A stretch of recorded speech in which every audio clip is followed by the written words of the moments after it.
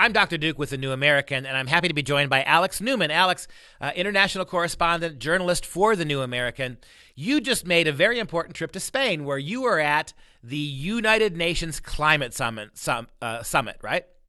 That's right. Yeah, the UN 25th Conference of the Parties in Madrid. I call it the UN Climate Clown Show. It really was a spectacle to behold. And honestly, I'm not surprised that the American media tried to keep the American people in the dark about the fact that it was even going on. It was that crazy. Yeah, and I know you've written a 3-part series of articles for the New American magazine. They'll be coming out in this next edition, the first 2 versions of that. So let's talk about the 3 articles. The first thing you did in the first article was explain to people, this is really important, what's it like? What's the vibe? What goes on at these climate summits? Yeah, and I thought it was really important to do that because I've been going to these now for over a decade. In fact, right after I joined the New American, I went to the UN Climate Clown Show in Copenhagen in Denmark. Later, we went to Paris, we went to Rio de Janeiro for the sustainable development. We went to Poland. We've been to all these climate summits over the years, and every time we do these massive articles with all the evidence, showing that their theories are wrong, their claims are incorrect. And I think that's important. And we've done a lot of that. This time I thought, let's do something a little bit different. I think the American people need to know what it's like to be at one of these things. And so what I tried to do with the main cover story is just paint a picture. It's really a different writing style than I've ever used before in the New American. I actually was going for this idea of gonzo journalism pioneered by Hunter S. Thompson, who was something of a nut job, but it's an interesting way of doing journalism. So that's what I tried to do, Duke, is just paint a picture for people. What was it like to be there? And so, you can feel the evil, you can sense the lunacy.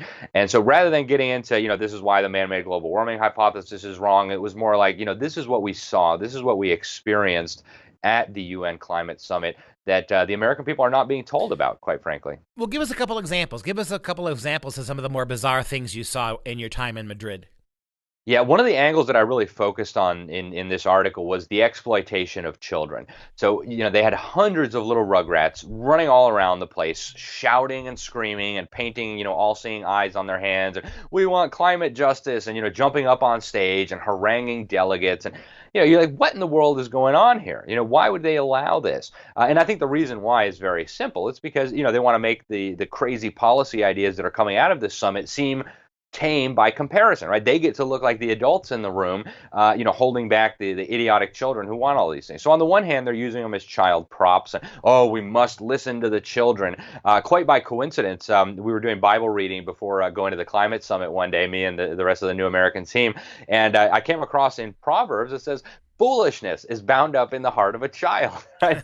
And it was just so appropriate for what was going on there. So that's one of the things I talk about, how children were being used as props. Some of the nasty things that were being said about the United States, Duke, is another really important thing that I think has gone totally unreported by the media.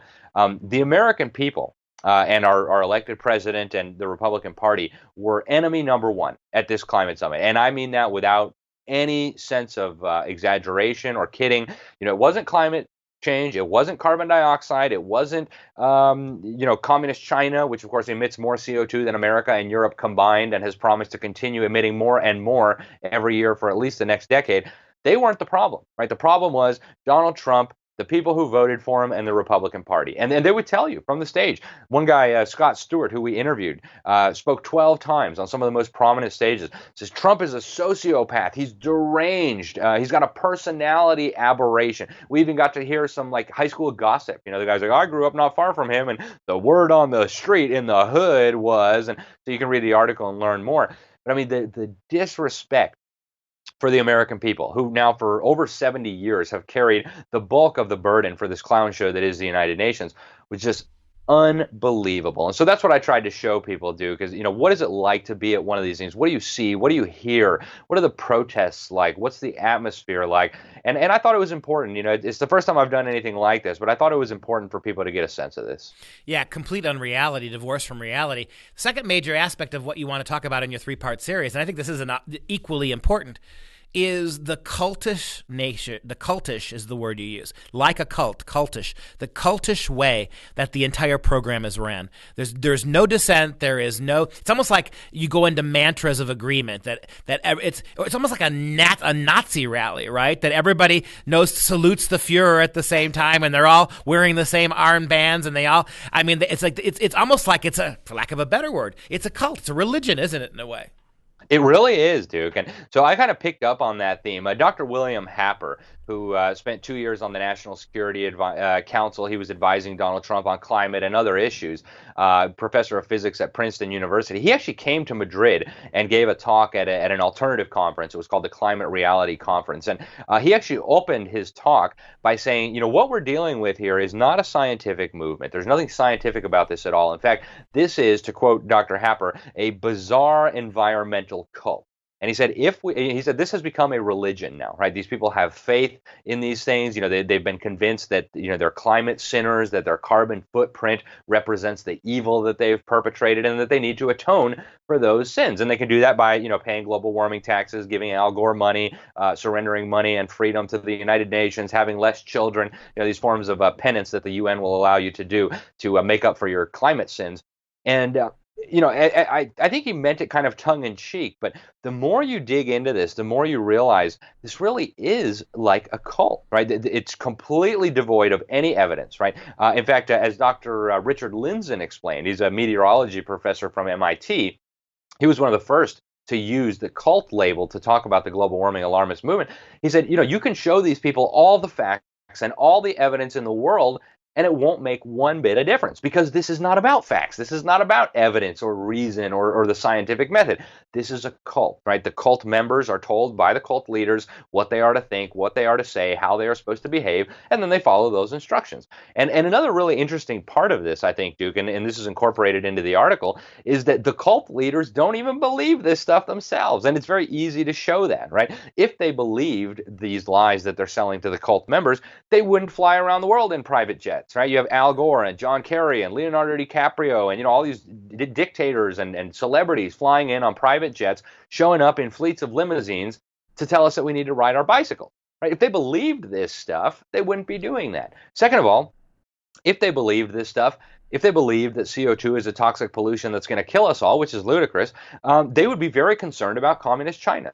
Communist China emits about 30% of all the CO2 emissions that we have in the world right now. Okay, if you're really concerned about CO2, China needs to be the top priority right now. CO2 emissions in the United States are dropping like a rock, right? Not thanks to government, just thanks to changes in energy and changes in the economy that are occurring naturally as a result of free market policies. But China is the big issue when it comes to CO2, and nothing was said about China. In fact, under the Paris Agreement, China doesn't even have to consider peaking their emissions until 2030, right? This shows you that the leaders of this cult who are deceiving their minions, and I think of Jim Jones, like, don't drink the Kool-Aid, right? These people are nuts. The leaders of this cult don't even believe it. Yeah, I guess for China, don't drink the lychee punch. Right. We've got about a minute and a half left, and I want to make sure we at least get a little bit of time on that third thing. Give us the third part of your series is going to be about the kind of crazy things they're asking us to do and to believe. In about a minute and a half, minute or so, can you give me some examples about some of the policies they'd like to foist on the American people if they get their way? Yeah, well, thank you, Duke. And from an official standpoint, this may be the most important article, because what we do is we show that it's interesting. There's a very prominent climate scientist, Dr. Roy Spencer. He used to be the senior climatologist at NASA. He started calling the global warming people global warming Nazis. He said the reason is, these policies that they're talking about will kill millions of people, especially poor people, especially people in Africa and Asia. So, the third article deals with the policy agenda, and we always tie it back to, National Socialism and international socialism, so you understand the implications. But they're talking about global taxes on, they call them global carbon taxes. Really, they mean global taxes on carbon dioxide, which is quite different from carbon. They're talking about massive population reduction. We've got some of these guys on video saying that John Holdren, Obama's science czar, wasn't radical enough when in 1977 he proposed sterilizing agents in the water supply to sterilize the American people, forced abortions to reduce the number of people, a planetary regime. That's not radical enough, right? We've got these people on video. So, population control, global taxes on CO2, global wealth redistribution, global government, and a total regimentation of our lives. And they're saying it openly. They don't even use, language to conceal this anymore. They're just telling you that this is the agenda. So people need to be aware of this. They need to be aware that our freedom will be gone if we let them win. Alex Newman, New American, you've written a 3-part series on your experience at the Global Climate Summit in Madrid, out in New American this week. Thanks for your time today.